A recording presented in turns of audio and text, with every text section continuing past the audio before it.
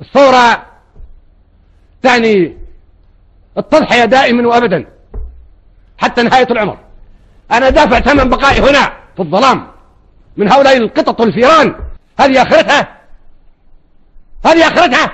تركناكم كل شيء، حتى فلوس البترول عياتنا نقول لكم خذوها بيدكم، كل شهر خذوا فلوس البترول من تلك الجرذان وهؤلاء الماجورين الليبيين جميعا. النكسة والعودة للوراء والخزي والعار في المستشفى وفي المدرسة وفي الإدارة في المكتب في السيارة في الطيارة في الإسكان في الزراعة في الصناعة، اللي كلها تدار بالليبيين التي تنقذ من شارع إلى شارع ومن زنقة إلى زنقة. كل بيوتكم تركتها تبحث عن منزل معمر القذافي. لماذا؟ لأن معمر القذافي سقط فوق الخمس في أول معركة عام 1911 في مقبرة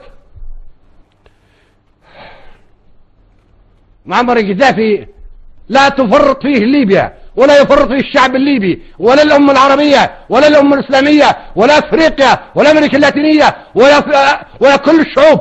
أين كنتم أنتم يا متوالي الحي؟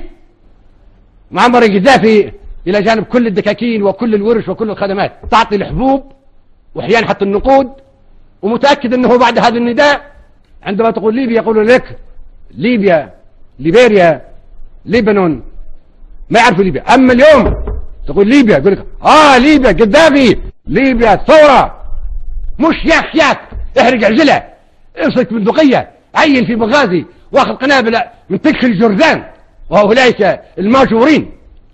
دوخوهم سكروهم اعطوهم الحبوب عزلوهم عن اهلهم.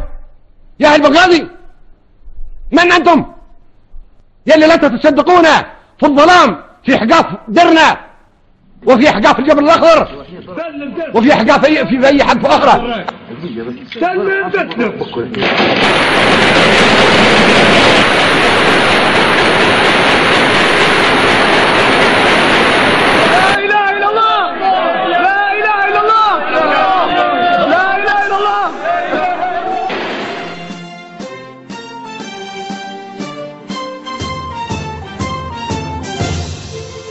يا بلاد